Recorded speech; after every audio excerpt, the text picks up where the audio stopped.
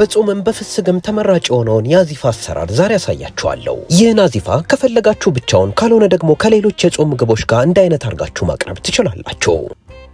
አዚፋውን ለማዘጋጀት በዋነኝነት ድፍን ምስር እንጠቀማለን።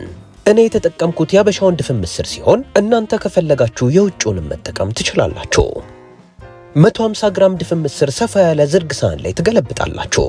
ድፍን ምስሩ ከምታስቡት በላይ ላዩ ላይ አዋራ ስለሚገኝ ከለቀማችሁት በኋላ በሚገባ ማጠብ እንዳዘነጉ። ይህ የተለቀመ ተብሎ የሚሸጠው ድፍን ምስር ቢሆንም በውስጡ ይህ ሁሉ ቆሻሻ አግኝቼበታለሁ። በውስጡ የተበላሸ ድፍን ምስርና ብዙ ድንጋይ ጠጠሮችን አግኝቻለሁ። እናንተም የተለቀመ ብላችሁ ብትገዙም አንዴ መልቀሙ አይከፋም። አሁን ለቅማችሁ ያዘጋጃችሁትን ድፍን ምስር ሁለቴ በንጹህ ውሃ ለቅለቅ ታደርጉታላችሁ። ለቅለቅ ታደርጉታላችሁ ሲባል ታዲያ በእጃችሁ ታሹታላችሁ ማለት አይደለም። ውሃውን ሁለቴ እየቀያየራችሁ ልክ ምስሉ ላይ በምትመለከቱት መሰረት እያሽከረከራችሁ ለቅለቅ ካረጋችሁት በቂ ነው። ድፍን ምስሩን በሚገባ ካለቀለቃችሁት በኋላ በማጥለያ ታጠሉታላችሁ። በመቀጠል ሰፋ ያለ ብረት ድስት ላይ ውሃ ዘለግ አርጋችሁ ትጨምሩና በከፍተኛ ሙቀት ታንተከትኩታላችሁ። ድፍን ምስሩ እስኪዘጋጅ ድረስ ሰናፍጫችንን እናዘጋጃለን። ይህ እጄ ላይ የምትመለከቱት ያበሻው ሰናፍጭ ነው። ይህን ሰናፍጭ ትልልቅ የአትክልት ገበያዎች ላይ እንደ ልብ ታገኙታላችሁ። ያዘጋጃችሁትን 2 የሾርባ ማንኪያ ሰናፍጭ ልክ ምስሉ ላይ በምትመለከቱት መሰረት ታበጥሩታላችሁ።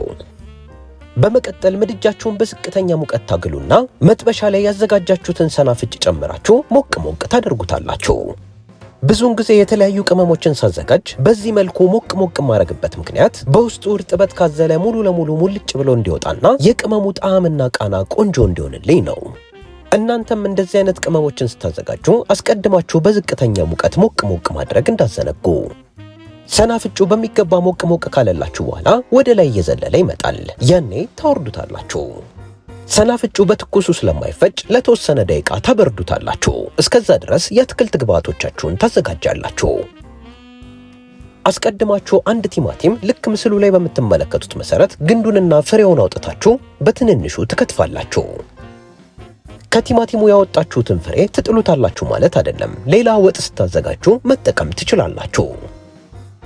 የቲማቲሙን ፍሬ ለማውጣት ቢላ እንዲሁም ማንኪያ መጠቀም ትችላላችሁ። ያለንበት ወቅት የክረምት ወቅት ስለሆነ እያንዳንዱ የምትጠቀሙትን የአትክልት ግብአት በሚገባ ማጠብ እንዲሁም ስትገዙ በሚገባ መመርመር እንዳዘነጉ። አትክልቱ ውጨኛው ክፍል የበሰበሰ እንዲሁም የተበላሸ ካለው ፈጽሞ መጠቀም የለባችሁም። ቲማቲሙን በትንንሹ ከከተፋችሁ በኋላ 3 ቀይና አረንጓዴ ቃሪያ ትከትፋላችሁ። ቀዩን ቃሪያ የማታገኙ ከሆነ አረንጓዴውን ቃሪያ ብቻ መጠቀም ትችላላችሁ። የምታዘጋጁት የአዚፋ አይነት ትንሽ እንዲያቃጥል ከፈለጋችሁ እዚህ ጋር ቃሪያውን ከነፍሬው መክተፍ ትችላላችሁ። የማቃጠል ይዘቱ እንዲቀንስ ከፈለጋችሁ ደግሞ ፍሬውን አውጥታችሁ በትንንሹ መክተፍ ይኖርባችኋል። በመቀጠል 2 ራስ ቀይ ሽንኩርት ከላይ ቅርንጫፉን ብቻ አውጥታችሁ በሚገባ አጥባችሁ ታዘጋጃላችሁ። ሽንኩርቱን ስታዘጋጁ በዚህ መልኩ ግንዱን ሳታወጡ የምትከትፉ ከሆነ ምንም አይናችሁን ሳትቃጠሉ በሰላም መክተፍ ትችላላችሁ።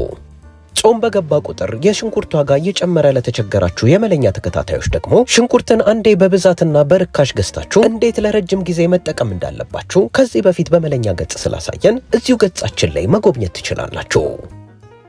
ሽንኩርቱ ምስሉ ላይ በምትመለከቱት መሰረት ልክ እንደ ቃሪያና ቲማቲሙ በትንንሹ ትከትፋላችሁ። የምታዘጋጁት አዚፋ ሲታይ እንዲያምርና ላበላል እንዲመች በቻላችሁት አቅም ሁሉንም የአትክልት ግብአቶች እኩል አድርጋችሁ መክተፍ እንዳዘነጉ።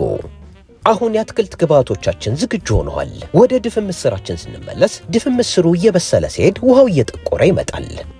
ድፍን ምስሩ መብሰል አለመብሰሉን ማየት ከፈለጋችሁ ትንሽ እጃችሁ ላይ አርጋችሁ ስደፈጥጡት በቀላሉ የሚደፈጠጥ ከሆነ ቆንጆ ሆኖ በስሎላችኋል ማለት ነው። አሁን ድፍን ምስሩን ታወርዱና በፓስታ ማጥለያ ጥላችሁ በንጹህ ቀዝቃዛ ውሃ ለቅለቅ ታደርጉታላችሁ።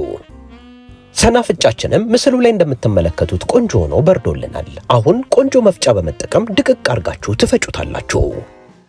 ሰናፍጩ በቆንጆ መልኩ ከተፈጨ በኋላ ይህንን ይመስላል። አሁን ለአዚፋችን ልዩ ጣዕም የሚሰጥልንን ዝንጅብልና ነጭ ሽንኩርት ላም አድርገን እንፈጫለን። አስቀድማችሁ ዝንጅብልና ነጭ ሽንኩርቱን ልጣችሁ በውሃ ለቅለቅ ታደርጉትና በትንንሹ ከትፋችሁ ሙቀጫና ዘነዘና በመጠቀም በደንብ እየጨቀጨቃችሁ ታደንቁታላችሁ። ከፈለጋችሁ ቢላ በመጠቀም ማድቀቅ ትችላላችሁ።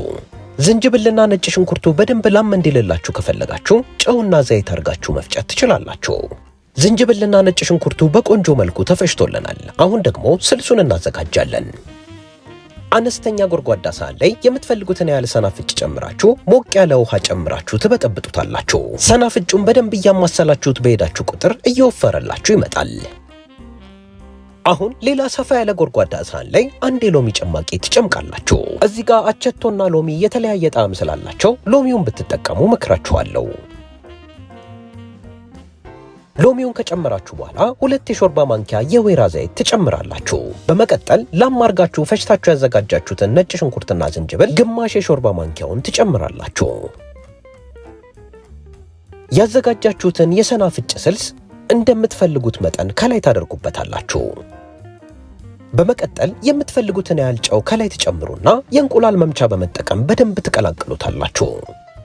የሰናፍጩ የመሰንፈጥ አቅም እንዲቀንስ ከፈለጋችሁ እዚህ ጋር የተወሰነ ማር ማድረግ ትችላላችሁ። አሁን የአዚፋ ስልሳችን ዝግጁ ሆኗል። ቀምሳችሁ ያነሰው ነገር ካለ ማስተካከል ትችላላችሁ።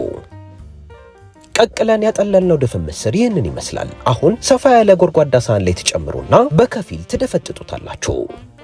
አንዳንድ ሰዎች አዚፋ ሲያዘጋጁ ሙሉ ለሙሉ ቡክት እስኪል ድረስ ይደፈጥጡታል። ነገር ግን ያ ለአበላልም እንዲሁም ለእይታም አይማረክም። ስለዚህ እናንተም ሲታይ እንዲያምርላችሁ እንዲሁም ለአበላል አመቺ እንዲሆንላችሁ በከፊል ብቻ ብትደፈጥጡ ትመክራችኋለሁ። ድፍን ምስሩን በከፊል ብቻ ከደፈጠጣችሁት በኋላ ከትፋችሁ ያዘጋጃችሁትን የአትክልት ግብዓት ከላይ ትጨምራላችሁ። የአትክልት ግብዓቶቹንም ከድፍን ምስሩ ጋር በሰፊ ማንኪያ ቀስ እያላችሁ ትቀላቀላላችሁ። አሁን ቀመማችሁና በጥብጣችሁ ያዘጋጃችሁትን የአዚፋ ስልስ ከላይ ትጨምራላችሁ። አዚፋው መድረቅ ስለሌለበት እዚህ ጋር በደንብ ስልሱን መጨመር እንዳዘነጉ። ስልሱን በተወሰነ መልኩ ከቀላቀላችሁ በኋላ የተወሰነ ያልተደፈጠጠ ድፍን ምስር ከላይ ትነሰንሱበታላችሁ።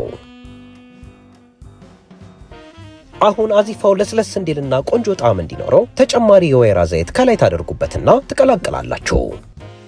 እኔ እየተጠቀምኩት ያለሁት የወይራ ዘይት ኤክስትራ ቨርጂን ኦሊቭ ኦይል የሚባለውን ነው። ነገር ግን እናንተ የሱፍ ዘይት የምትጠቀሙ ከሆነ ማብዛት የለባችሁም። በአነስተኛ መጠን ከተጠቀማችሁት በቂ ነው። አዚፋው በቆንጆ መልኩ ከተቀላቀለ በኋላ ይህንን ይመስላል። ብቻውን የምትመገቡት ከሆነ ምስሉ ላይ በምትመለከቱት መሰረት አሳምራችሁ ማቅረብ ትችላላችሁ። አብሮትም ከላይ ተጨምቆ የምንበላበትን ሎሚ ታደርጋላችሁ። ይህን አዚፋ ከሌሎች የጾም ምግቦች ጋር እንደ አይነት አርጋችሁ ማቅረብ ከፈለጋችሁ ከዚህ በፊት ባሳየኋችሁ የተለያዩ የጾም ምግቦች ጋር አብራችሁ ማቅረብ ትችላላችሁ። አዚፋ እንግዲህ እንዲህ ነው የሚዘጋጀው። ሁላችሁም በየቤታችሁ እንደምትሞክሩት ተስፋ እናደርጋለን። የዛሬውን ቪዲዮ ስለተከታተላችሁ እናመሰግናለን።